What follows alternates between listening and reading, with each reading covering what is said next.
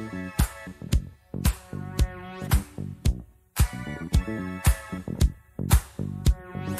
24 mai prochain aura lieu la journée mondiale du bricolage. Vous ne le saviez pas? Eh bien, si, il y a une journée mondiale du bricolage. Autrement dit, c'est un peu la fête de Philippe Collignon. Et oui, bah, c'est le personnage principal de cette fête mondiale. Et Bricophile a souhaité vous faire découvrir. Alors, ça s'appelle le homestaging. Vous traduisez ça par quoi? Bon. C'est un peu relooker son intérieur. Voilà, c'est redonner une autre âme à son intérieur. Le homestaging, c'est pas nouveau. Ça date de quelques années.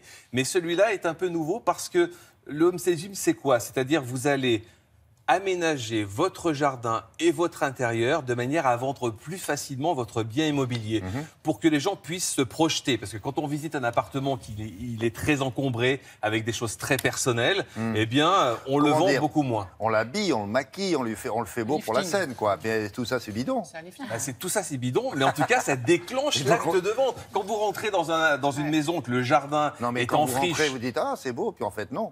Oui, c'est juste fait pour l'instant. Vous pouvez faire la même chose après. Exactement. Alors, souvent, on repeint un mur, etc. Ouais. Là, on va plus loin. C'est-à-dire que les gens vont vider votre appartement, le remplir avec d'autres meubles, et d'autres plus gens modernes, voilà, et d'autres gens parfois, peut-être des comédiens, et vous allez vendre plus rapidement votre appartement. Et ce coût, avant, était supporté par le particulier. Aujourd'hui, il est supporté par les agences, certaines agences immobilières. Ouais.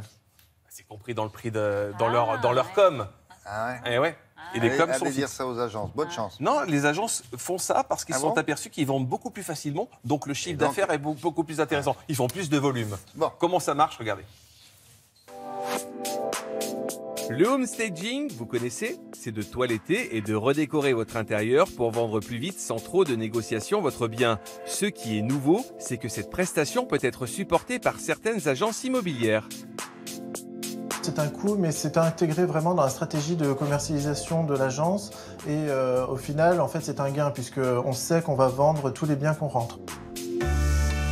Un cas concret, aujourd'hui, une maison qui est en vente depuis 2 ans sans succès.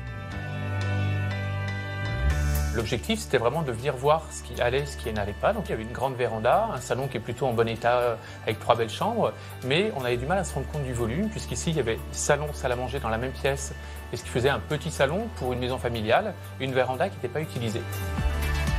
Quelles sont les astuces à connaître pour vendre facilement votre bien? Aujourd'hui, la pièce qui fait vendre, c'est le séjour. Donc c'est là-dessus qu'il faut tout miser. Quand on rentre, il faut qu'on tombe directement sur le canapé. Ça fait partie des règles de base. On doit voir le plus beau quand on rentre dans une pièce. Et puis de montrer qu'on a beaucoup d'assises. Donc c'est pour ça qu'on a rajouté des fauteuils, des poufs, pour qu'on ait vraiment l'impression d'avoir un grand salon. On a enlevé la partie salle à manger. Donc ici, on a fait un coin bureau, ce qui permet de donner une deuxième fonction à cette pièce. Après, on circule par la cuisine, on arrive dans la véranda, on a vraiment une grande table. Donc là, on voit bien que c'est pour une maison familiale, avec un petit coin qui permet de prendre son petit déjeuner le matin au soleil. On change tout ou on garde certains objets? On avait une partie de meubles qu'on a réussi à garder, comme le canapé et le fauteuil, et le reste, on a amené du mobilier et des accessoires qui vont bien s'harmoniser avec ce qu'il y avait déjà. 90% de la réflexion se fait en amont, ce qui nous permet de choisir le type de mobilier et d'accessoires qu'on va prendre dans l'entrepôt. Et puis après, les derniers détails, effectivement, on les règle sur place en fonction de l'ambiance, de la luminosité, etc. Le prix est supporté par l'agence et ça comprend quoi? Le prix, c'est une prestation forfaitaire qui est en fonction du nombre de pièces. Donc ça comprend l'audit, la mise en scène complète, le prêt de mobilier jusqu'à la vente et le photographe professionnel qui est vraiment important dans cette prestation. Alors quels sont les avantages de ce concept?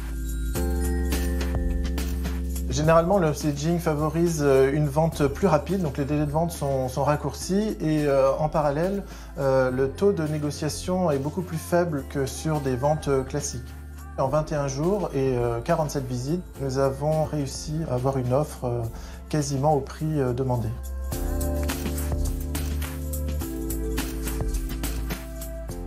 Alors vous rentrez dans cet appartement, c'est pas mal, fait. Pas mal. Et vous dites, bon, je l'achète, mais je voudrais...